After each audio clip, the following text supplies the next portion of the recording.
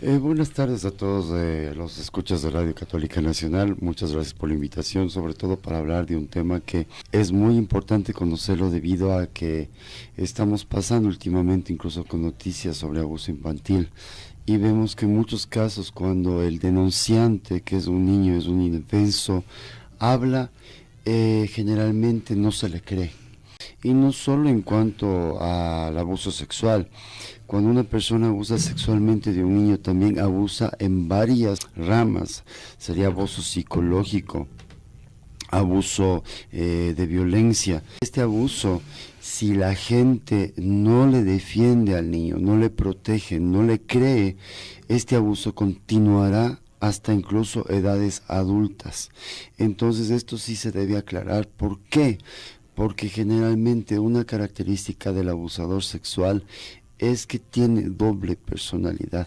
Es decir, ante la persona abusada tiene poder de amenaza, consigue placer en base al sufrimiento de otras personas, pero ante el resto esta persona en muchos casos tiene una conducta intachable. Nosotros nos guiamos mucho por estereotipos, entonces creemos que una persona que tiene que tener las características de un abusador sexual tiene que ser las características de un violador que aparece en los medios de comunicación escandalosos o amarillistas. Entonces, algo salvaje. Sí, entonces tiene que ser esa característica de un hombre de una yo que sé, clase social baja, pero sin educación, con una perversión y una locura demencial, con rasgos de psicosis. Entonces eso cree la gente que es el abusador, pero nunca va a creer que una persona que está en trato todos los días, que tiene valores incluso cristianos, haga este tipo de cosas en su vida oculta, ¿no? Por eso es que ha pasado que hasta en los grandes casos que incluso hemos visto de religiosos, no les creen a los afectados. ¿Por qué? Porque estas personas pueden ser caricativas, pueden tener obras, pueden tener fundaciones, dan una imagen muy diferente a la que son en realidad en este caso. Entonces, siempre una característica de un abusador sexual o de las personas que han caído en abusos, en adicción al sexo, que es una enfermedad, siempre en la mayoría de casos hay una doble personalidad. Esto es una enfermedad psicológica. Claro, la adicción sexual está clasificada como una enfermedad por la Organización de la Salud a nivel mundial, sí. Entonces, pero antes no le daban mucha importancia, porque la gente concibe el sexo es lo mejor, el sexo es lo más normal, el sexo es lo más natural, sí, pero es el sexo sano, o sea, el sexo que haya un disfrute en común acuerdo, mutuo, ¿no? Y que no se haga daño entre los participantes, ¿no? Entonces, es las conductas sexuales sanas, no importa cuál sea su religión, pero está implicado que no haya daño. Pero cuando ya hay rasgos que alguien disfrute haciendo daño y tenga placer haciendo daño a otras personas, y que en la mayoría de casos estas personas sean indefensas, ahí es una enfermedad y grave y tiene que tratarse psicológicamente. Pero ¿qué es lo que pasa? Como cuando la persona afectada denuncia, nadie le cree, la otra persona, el abusador, se cree que está en todo su derecho, hasta es una ventaja para él. Y se cree, inclusive. Se cree invencible, entonces es una tremenda ventaja. Y en su vida interna, ojo, hay abusadores hombres y hay abusadores mujeres. Y peores en el caso, las mujeres, porque ¿quién va a creer que hay una abusadora sexual psicológica en este caso? Entonces es como les dan más viada para que sigan haciendo sus, hablemos, fechorías, porque el resto ante el resto, incluso la mujer puede aparecer, y los abusadores sexuales pueden aparecer como víctimas, es decir, se victimizan, pueden acusar a la otra persona, decir, no, pero si esta persona es tal, mírate el tal comportamiento. Incluso ha habido casos que abusadores, tanto hombres o mujeres, le acusan a la otra persona de demencia y empiezan a regar que no, que es un demente, que no sabe, que no está en su estado natural y todo. Hasta ese extremo se llega, la manipulación para hacer ver al otro como el victimario, como el demente, pero esa persona está sana. A mí me ha tocado casos de denunciar, de ir donde las familias y decir, tienen que hacer algo para frenar esto. el que acaba como malo soy yo. Ahora se tiene que hablar de sexualidad en el aspecto científico, pero ya de una forma directa, ya de una forma incluso hasta a veces cruda. Mira, esto pasa si hay un abuso. Lamentablemente este abuso a los niños se da en la mayor parte de casos dentro de los mismos hogares, y son los abusadores los que están en contacto permanente o que no causan ninguna extrañeza, porque se trata tantas veces hasta de los mismos familiares, y lo que es más grave, en muchos de los casos se ha dado hasta el incesto. Es lo que yo me he quedado absorto, porque he tenido varios casos, y muy aparte, porque aparte yo trabajaba como voluntario en cuestiones de enfermedades de transmisión sexual, dando consejería a la gente para que se proteja, ¿no? Pero cada vez, con la asistencia de hombres y mujeres a los grupos, veo que sí hay un factor común. Muchos de ellos han sido abusados, y el problema es que no se dan cuenta incluso hasta cuando llegan a un tratamiento psicológico o un tratamiento en un grupo con una literatura ya científica en este caso. ¿Qué hacemos la mayoría? Incluso hablo por mi experiencia con una familia. Lo que hacemos es bloquearnos, es decir, como cada vez que denunciamos, cada vez que pedimos ayuda, cada vez que tratamos de que se frene esto, recibimos violencia. Yo en mi caso recibía violencia, o sea, recibía castigos. Entonces uno se queda en ese aspecto de que llega un rato que ya no sabe qué hacer. Y parece que el cerebro o nuestro subconsciente, como un motivo de defensa para que ya no se nos haga más dolorosa la vida, bloquea esos hechos. Entonces, al bloquear esos hechos, uno puede seguir en la cuestión de abuso, como creyendo voy a amortiguar esto, yo voy a amortiguar eso. Y eso decía, si se hiciera una investigación sincera de tanta gente que trabaja en derechos sexuales, lastimosamente yo he visto a la gente que es activista en derechos sexuales, nunca trabajan en protección sobre estos casos de abuso infantil, nunca, no les ves. O sea, tratan de tapar al resto, y estamos viendo en el último caso, o sea, a los activistas en derechos sexuales en este caso desaparecen. Entonces, ¿qué es lo que pasa? Si se hiciera una investigación científica, veraz, los abusos dentro de casa por parte de hermanos hacia hermanas, hermanos a hermanos, padres a hijos, madres a hijos, adolescentes a empleadas domésticas, cualquiera de estos casos, las mujeres tienen que ponerse, como decir, en atención, porque en la mayoría de los casos las mujeres son las que le defienden a los esposos, las mujeres son las que defienden a los hijos, ¿no? Las mujeres son las que defienden al hijo que abusó de la empleada doméstica.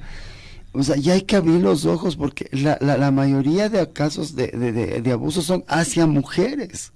Entonces hay que dejarse este concepto de que, no, porque es mi esposo, porque es una persona que aparentemente es normal, porque por mantener el hogar, que o porque es mi sangre, porque es mi sangre que yo como madre tengo que defenderle a toda costa. No, porque el rato que está defendiendo le está dando viada, como yo digo, al abusador para que siga haciendo esto, y peor en casos de personas adoptadas. Los abusos son increíbles. Entonces, si el niño que es hijo de personas, hablemos, biológicas, en el adoptado no tiene ni siquiera chance a quién acudir. Entonces, se da todos estos tipos de casos. Yo tengo un caso que el padre adoptivo abusó de la niña, y el padre adoptivo había estado con sífilis.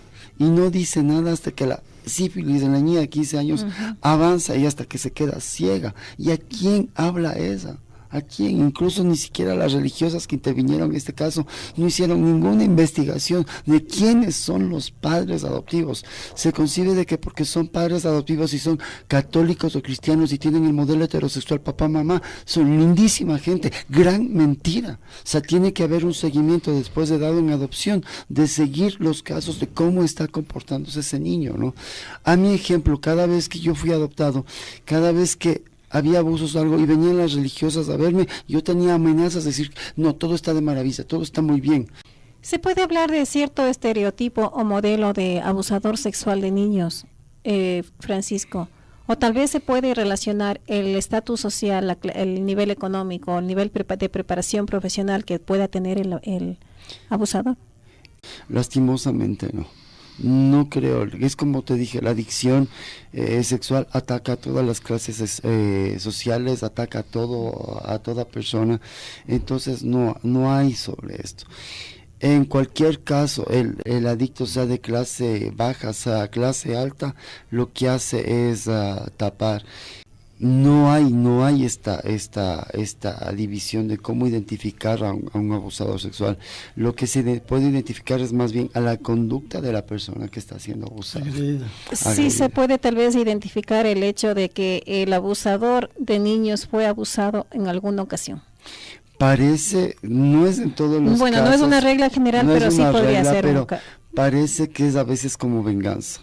O sea, a veces es como venganza, pero en eso no creo, porque también hay gente que cayó en adicción sexual y teniendo todos padres maravillosos, una vida muy buena, y cayó en este aspecto de abusar infantilmente. Entonces estamos viendo incluso lastimosamente lo que ha pasado en ciertos casos, que hasta el Papa Francisco ya está diciendo que hay que poner mano dura en la iglesia, ¿no? Es una distorsión de la sexualidad, prácticamente es por no tener informaciones de una clara educación sexual, se distorsiona la sexualidad. Hablemos sobre las medidas de prevención para evitar este tipo de problemática de adicción. Bueno, yo aclaro que es Sexoadictos Anónimos, que es un grupo de ayuda a personas que sufren de adicción sexual, respetando todo el anonimato en una línea espiritual y humanística, ¿no? Porque a veces creen solo sexoadictos donde creen que es otra cosa. Entonces, la principal prevención es la educación y la información. Debemos de ya empezar a hablar sobre los temas sexuales sin tabús, sin complejos, incluso no importa la religión que se tenga a respetar, pero hay que hablar cómo funciona la sexualidad en el ser humano, que es amplísima. Pero que la sexualidad como sexualidad en sí es natural en el ser humano, sí, mientras no pase a ser una adicción. Sí. Pero hay que hablar que así como en todo, la sexualidad tiene sus extremos y sus riesgos, ¿no? Solo estamos hablando que la sexualidad es también la parte de la reproducción. Si no se habla bien en el campo de la reproducción, tenemos muchos niños abandonados, tenemos abortos, o sea, la sexualidad también tiene su riesgo. Entonces hay que hablar de una sexualidad responsable. Yo sé que a unos les entra por un lado y les sale por el otro lado, el lado de los oídos. ¿Por qué? Porque en el hombre no se le incita en el campo de la sexualidad a manejar una sexualidad responsable y a que sea responsable de sus actos. Tenemos que enseñar sobre todo a los hombres y no estar protegiéndoles tanto, de que sean responsables de sus actos. Antes de continúe, Francisco, usted como que puntualiza un poquito más al tema de los hombres. ¿Se ha visto tal vez el hecho de que existen un mayor número de abusadores sexuales del género masculino? Por supuesto. ¿Por qué? Porque cuando hablemos de un abuso sexual es dejar a una persona embarazada y no hacerse cargo de la criatura. Eso es un abuso sexual. La gente cree, y yo he visto a hombres que creen con su gran derecho y hasta presumen de los hijos que tienen regados o presumen de los abortos que hayan causado. Y siempre aclaro, eso es una gran irresponsabilidad. Eso es un acto de abuso. La gente cree que actos de abuso solo es cuando hay violación. No, señores, hay tantas variedades de abuso sexual que inclusive basta que el manoseo sin el consentimiento de la otra persona, ya empezamos a hablar de abuso. Entonces, ¿qué pasa? Siempre los hombres en una sociedad machista están protegidos y lastimosamente, incluso en casos de que no se hagan responsables de sus hijos, la que le defiende es la mamá. Entonces tenemos que captar eso de madres, o sea, ya tiene que haber un equilibrio tanto en la educación para hombres y mujeres, porque la mujer siempre sale perdiendo en estos casos. Y en casos de abuso, cuando han sido, ejemplo, hermanas abusadas por sus propios hermanos, la mamá sale a la defensa de los hermanos.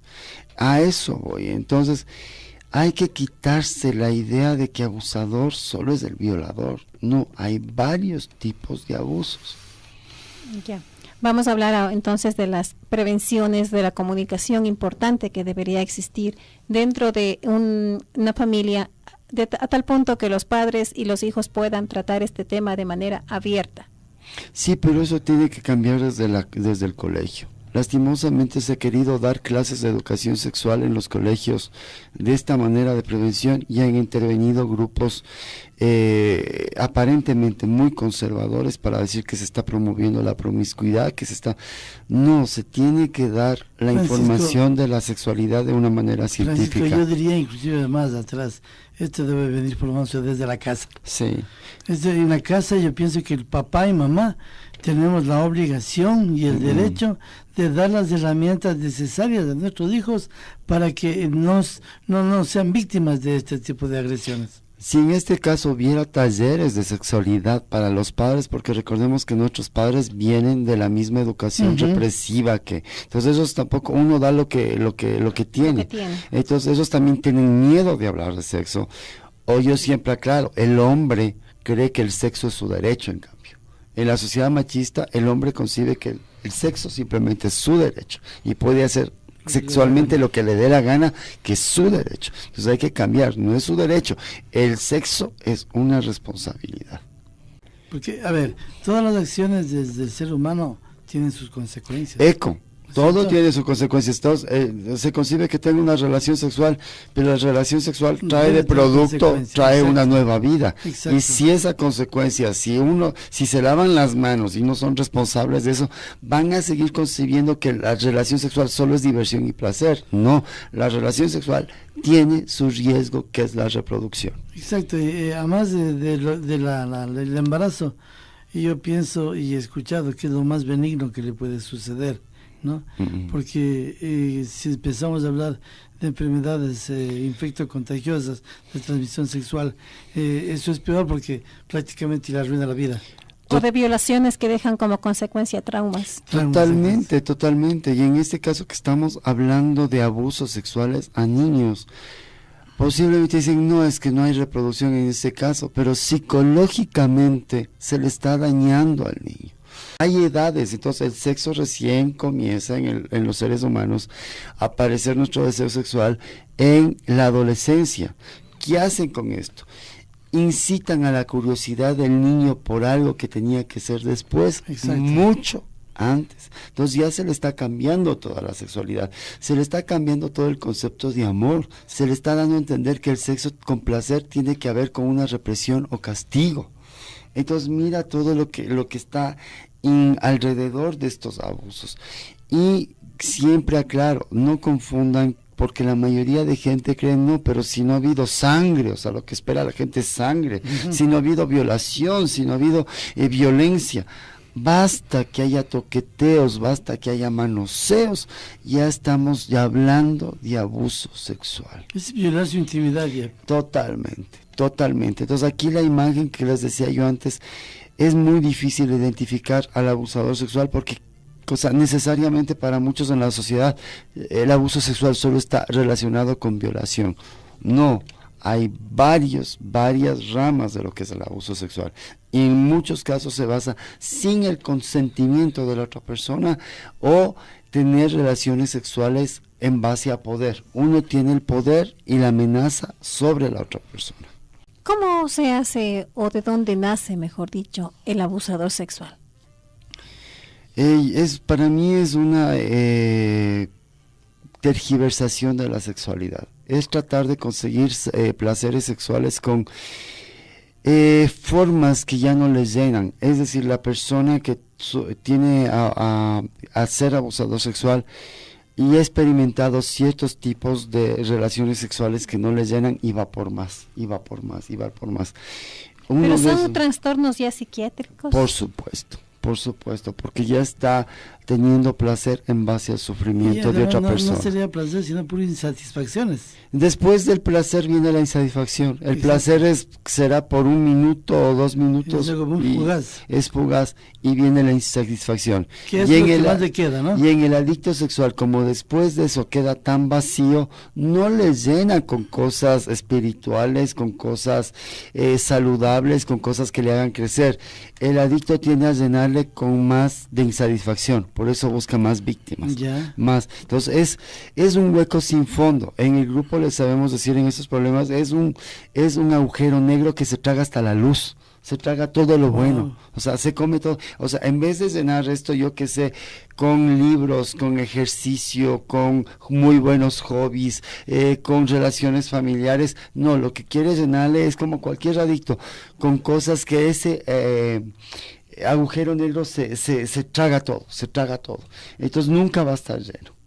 Dentro de las características de un abusador sexual o de un adicto sexual también, ¿podría verse también que acuden con relativa normalidad a la pornografía, por ejemplo? Por supuesto, últimamente está comprobado porque tenemos ya el internet, antes era muy difícil de acudir a la pornografía, pero ahora está comprobado que gran parte del causante de los adictos sexuales empieza en pornografía. No digo todos, pero te hablo que el 80% está empezando con pornografía. Y como decía, puede empezar con una pornografía, no hay pornografía suave, pero hablemos de la, entre comillas, normal, hombre-mujer, hablamos. Pero después ya busca más. Y muchos de estas personas que han estado en pornografía, ya después llevan con jovencitas y después ya niños, entonces ya la insatisfacción es tanta, la pornografía es algo que come la mente humana, que tergiversa todo lo que se hace real, entonces ya comienzan a caer con pornografía infantil, ¿no?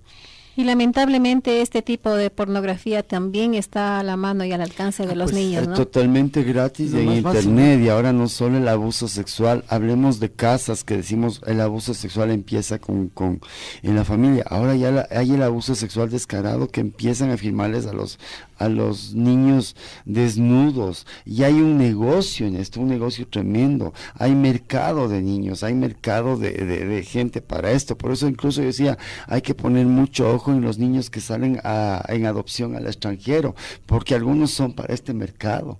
Entonces imagínate crecer en un ambiente de estos que te tomen fotos desnudos solo para vender a gente que ya disfruta ya viendo, ¿no? Entonces no es solo el abuso infantil que empieza solo con el manoseo.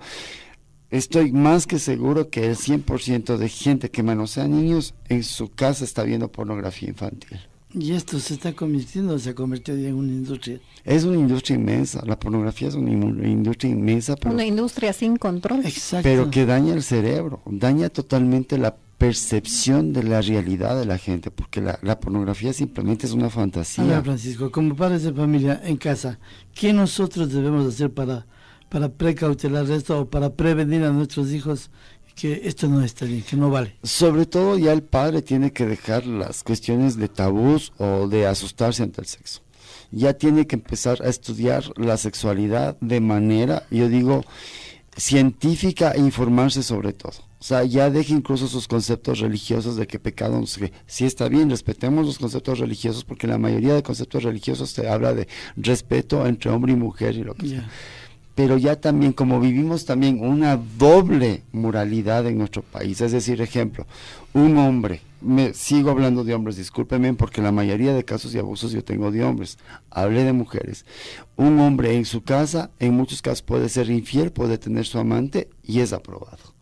Y son casos de abuso, o sea, es abuso. Entonces ya es decir, no, voy a investigar de sexualidad completamente, porque ahora sí tengo hijos, y a mis hijos ahora en estos tiempos les puede pasar un montón de cosas. Hablar con tal claridad a tal punto que se le pueda decir al hijo, esto está bien y esto está mal, esto está permitido y esto no. Y sobre todo que las personas, los hijos, o sea, tengan la confianza de que si van a hablar con sus padres de esto, su papá va a investigar. No te hablo de protección, pero decir, bueno, voy a investigar y a ver qué pasa, porque el niño no es mentiroso. ¿Para qué el niño o un joven va a estar mintiendo sobre algo que le está haciendo daño? ¿Ya? Entonces le ponen al niño como mentiroso, pues decir, bueno, hijo, yo te apoyo y voy a investigar, y si encuentro que hay abuso, voy a denunciar. En muchos casos hay abuso, se descubre que hay abuso y lo único que hace es se le aparta al abusador de la persona. Es lo mismo que nada, porque puede venir otro abusador. ¿No hay otro tipo de sanciones, otro tipo de protección legal?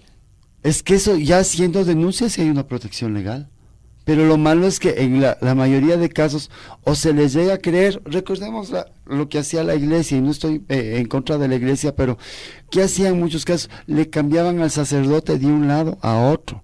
Yo he tenido casos de abusadores que son pastores evangélicos, que son sacerdotes católicos, que son monseñores. ¿Y qué hace la gente? O sea, dice Francisco, tengo un miedo de denunciarle porque mi mamá lo primero que va a querer es en él, porque son profesores de mi colegio, son profesores, ocupan un cargo. Entonces, ¿qué hace hablemos ya de abuso sexual? Adolescentes. Entonces, no puedo decir nada porque mi mamá es hincha y fanática de él, es una persona tan devota. Entonces, la cuestión es que cuando el hijo vaya y diga, ¿sabes qué? Esto me pasa, la mamá no salga, no, pero es que ¿cómo vas a creer si eres un santo de Dios, es una persona magnífica, no, voy a investigar, y si se encuentra esto, lo que han hecho los padres de este último caso, voy a denunciar. Entonces, ya cuando hay la denuncia, hay la protección del caso, y una vez que hay la denuncia, se frena el círculo del abuso. Sin embargo, existe en este caso la protección del mismo colegio, el grupo de profesores que no importa, están protegiendo. No importa, pero los papás ya hicieron la denuncia y frenan el abuso a su hijo. Entonces, el hijo ya sabe que eso, él tiene clarito que eso es un abuso sexual y ya no va a permitir, y el hijo sabe que confía en sus padres. Mientras que si solo los padres hubieran callado, hubieran denunciado y le cambiaban al profesor. Yo tuve un caso de que lo que hicieron es le cambiaron a un curita de un colegio a otro colegio, y el papá denunció, pero no hicieron más. O sea, solo el mismo rector le cambió al curita de un colegio a otro colegio. Lo mismo pasó porque el sacerdote siguió abusando en el otro colegio. Se sigue con el círculo vicioso. Qué importante entonces insistir en esto de la lucha, ¿no? De la lucha y del perder el miedo a la denuncia. Así es, porque callándonos no conseguimos nada. Callándonos nos convertimos en cómplices. Yo quiero cambiar un concepto religioso que tenemos muchísimo aquí en Ecuador, que nos dicen el concepto religioso de que tengo que cargar una cruz y de que tengo que perdonar 70 veces 7. Muy bien, el perdón se basa en que no me tengo que vengar de esa persona, pero el perdón no se basa que tengo que seguir permitiendo que esté en mi vida.